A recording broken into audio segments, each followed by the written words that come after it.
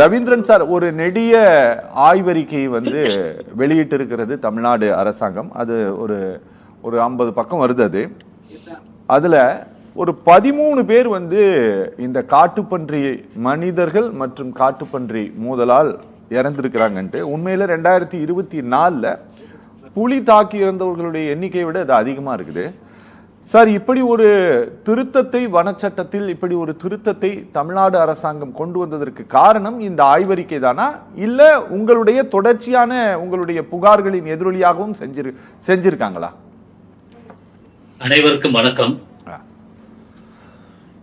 தமிழ்நாட்டில் பெரும்பாலும் விவசாயிகள் பல்வேறு வகையான விளைபொருட்களை உற்பத்தி செய்கிறார்கள். சரி, கிட்டத்தட்ட ஒரு 18 மாவட்டங்கள் வனப்பகுதிகளை ஒட்டிய மாவட்டங்களாக இருக்கிறது. சரி, இந்த வனப்பகுதியில் இருக்கக்கூடிய விலங்குகள் தண்ணீர் தேவையோ இல்ல உணவு தேவைக்காகவோ விளைநிலங்களுக்கு அண்டி அங்க இருக்கக்கூடிய பயிர்களை நாசம் செய்யக்கூடிய நிலை தொடர்ந்து கொண்டிருக்கிறது. இது குறிப்பா கடலூர், கள்ளக்குறிச்சி, விழுப்புரம், விருதுநகர், சிவகங்கை, பல மாவட்ட, கோயம்புத்தூர், திருப்பூர், இப்படி பல மாவட்ட, திருவண்ணாமலையில கூட இருக்குது. பல மாவட்டங்கள் மிகப்பெரிய பாதிப்பு இருக்கு. இந்த வகையில இந்த குறிப்பா பயிர்களை சேதப்படுத்தக்கூடிய விலங்குகள், அதாவது எடுத்த மயில், அடுத்தது மான், அடுத்தது காட்டுப்பன்றிகள், அடுத்தது குரங்குகள், இப்படி பல வகைகள் இருக்கு. இதுல காட்டுப்பன்றிகளால் ஏற்படக்கூடிய சேதம் என்பது மிக அதிகப்படியான ஒன்று. அதத்தான் ஆய்வுல document on human wild pig conflict in Tamil Nadu, அது அந்த வனவிலங்குகள் கொள்கை மற்றும் ஆராய்ச்சி அமைப்பு சொல்லியிருக்கிறது. கிட்டத்தட்ட 3331 காட்டுப்பன்றி மனித மோதல்கள் நிகழ்ந்திருக்கு. இது காட்டுப்பன்றிக்கும் மனிதனுக்கும் இடையே நடந்த மோதல்கள். இந்த மோதல் சம்பவங்கள்ல 3117 இடங்கள்ல பயிர் சேதம் அடைந்திருக்கிறது. 13 மனிதர்கள் இறந்து போயிருக்கிறார்கள்.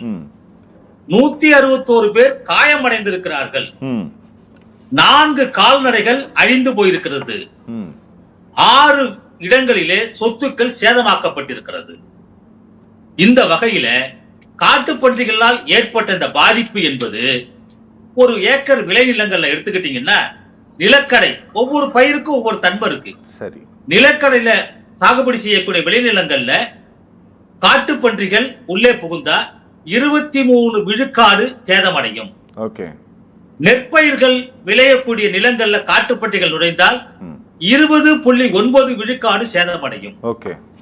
கரும்பு பயிரக்கூடிய விளைநிலங்கள்ல காட்டுப்பன்றிகள் நுழைந்தால் 10 விழுக்காடு சேதமடையும். மரவள்ளி கிழங்கு சாகுபடி செய்யக்கூடிய விளைநிலங்கள்ல காட்டுப்பன்றிகள் நுழைந்தால் 17.8% விழுக்காடு சேதமடையும். சரி, மக்காச்சோளத்துல 9.5 விழுக்காடு, வாழைப்பழம், வாழை தோட்டங்கள்ல 5 விழுக்காடு, சோளத்துல 16 விழுக்காடு, இப்படின்னு அது ஒரு புள்ளிவரம் இருக்கு. இப்ப சமீப ஆண்டுகள்ல இந்த காட்டுப்பன்றி இனங்கிறது ஒரு பாலூட்டி வகையான சார்ந்தது. சரி, இந்த காட்டுப்பன்றிகள் வனப்ப பகுதிகளில் விளையக்கூடிய கிழங்கு வகைகளைத்தான் அது தேடி தோண்டி சாப்பிடும். அந்த வகையான கிழங்கு வகைகள் உற்பத்தி என்பது வனப்பகுதியிலே குறைந்து போன காரணத்தினால் அது நிலப்பகுதிகளே தேட வேண்டிய அவசியம் ஏற்பட்டது. நீங்க மரவள்ளி கிழங்கு, அந்த காட்டுப்பன்றியினுடைய செயல்பாடு பூமிக்கடியில மண்ணை தோண்டும், அதுல என்ன கிடைக்குதுன்னு தான் பார்க்கும், அதுதான் முழுமையா அது விரும்பும். அதே மாதிரி அழுகிய இறைச்சிகள், வேற ஒரு மிருகங்கள் அடிச்சு போட்ட இறைச்சிகள், இதை விரும்பி சாப்பிடும். ஆனா கிழங்கு வகைகள் தான் அது உண்மையான தேவையான உண்மையான உணவு. இப்போ அந்த கிழங்கு சாகுபடி பரப்பளவுகள் குறைந்த காரணத்தினால நிலப்பரப்புக்கு வரக்கூடிய காட்டு பன்றிகளால வாழை, கரும்பு, நெல், மக்காச்சோளம் இது எல்லாமே பாதிக்கப்படுது. இந்த காட்டு பன்றிகள் உள்ள என்ன ஆகும்னா, நீங்க வயலோரம், வரப்போற சாலை ஓரம்லாம் இருக்காது. ஒரு வயல்ல நடு பகுதியில 4-5 காட்டு பன்றிகள் ஒன்னா சேர்ந்து அந்த பயிர்களை எல்லாம் வீணாக்கி மடிச்சு மெத்த மாதிரி போட்டு அதுலதான் அவங்க தங்கி இருப்பாங்க. பெரும்பாலும் இந்த காட்டுப்பன்றிகள் நடமாட்டமே இரவு நேரங்களில் மட்டும்தான் இருக்கும். ஆனால் இப்ப சமீப கால ஆண்டுகள்ல என்ன ஆகுதுன்னா, விளைநிலங்களுக்குள் உள்ள போகக்கூடிய காட்டுப்பன்றிகள் கிட்டத்தட்ட 1 மாசம் 1.5 மாசம் வரை அது இருந்து அறுவடை டயத்துல தான் அது வெளியே போகும். சரி. இதுல விவசாயிகள் விளைநில பார்க்க போற போது இப்ப இந்த சொல்லக்கூடிய நிலக்கடலை தவிர மத்த எல்லா பயிர்கள் நெல்லும் நிலக்கடலையும் தான் குறைந்த உயரம். கரும்பு, மக்காச்சோளம், வாழை இவை எல்லாமே அதாவது கிட்டத்தட்ட 8 அடி 9 அடி 10 அடி உயரக்கூடிய உயரத்துக்கு வளரக்கூடிய பயிர்கள். அப்போ வாழை உள்பட யாருமே இந்த அறுவடை நேரத்துல உள்ள போக மாட்டாங்க, அறுவடை நேரத்துல மட்டும் தான் போவாங்க. அதே மக்காச்சோளம் இந்த பூ வந்து அதுக்கு பிறகு காயா மாறக்கூடிய பருவத்துல மக்காச்சோளம் போவாங்க. அதே மாதிரி மரவள்ளி கிழங்கு எல்லாமே. ஆனால் எந்த ஒரு விவசாயி தனியா இப்ப யாரும் வயலுக்குள்ள போறது இல்லை. காரணம் இந்த காட்டுப்பன்றிகளால் ஏற்படக்கூடிய நிலை. இதெல்லாம் நாங்க சொன்னோம். காட்டுப்பன்றிகளால விவசாயிகள் மிகப்பெரிய அளவுல பாதிக்கிறோம்.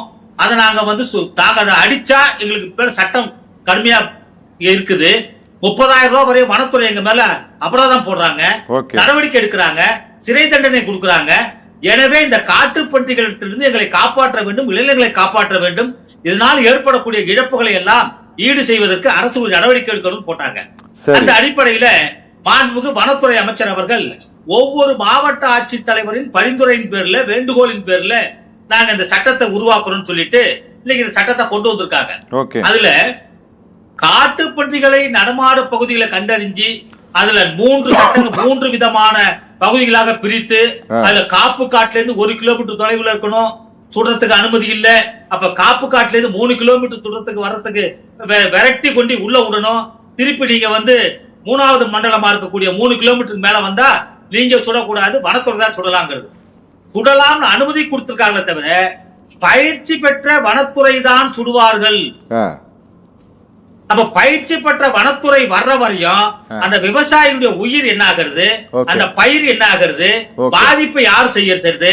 இது விவசாயிகளுடைய வேண்டுகோளுக்கு இணங்க ஏதோ கண் துடைப்புக்காக அறிவிக்கப்பட்ட ஒரு அரசாணையாகத்தான் திருத்தமாகத்தான் நாங்கள் பார்க்கிறோம். சராசரியா காட்டுப்பன்றிகள் ஒரு 1 கிலோமீட்டர் தூரம் தான் பயணிக்கும்னு சொல்லுவாங்க இயல்பா. ஆனா 4 கிலோமீட்டர் 5 கிலோமீட்டர் பயணித்து வருகிற போது எங்கெங்கெல்லாம் புதர் இருக்கோ, உட்புதர்கள் இருக்கோ, கருவக்காடுகள் இருக்கோ, அந்த காடுகள்ல பதுங்கி மனிதனை தாக்கக்கூடிய நிலையில இரவு நேரங்கள்ல வயல்ல வந்து வீணாக்குது. இதையெல்லாம் தடுப்பதற்கு பயனுள்ளதா இருக்கணுங்கிறதா எங்களுடைய வேண்டுகோள். எனவேதான் இந்த சட்டம், இந்த திருத்தம் எங்களுக்கு ஏற்புடையதல்ல. இந்த திருத்தத்தை திரும்ப பெற்று மீண்டும் எங்களுடைய விவசாயிகள் வேண்டுகோளுக்கு நாங்க தேவை அறிந்து திருத்தம் சட்டம் வேண்டும் என்று கேட்கிறோம்.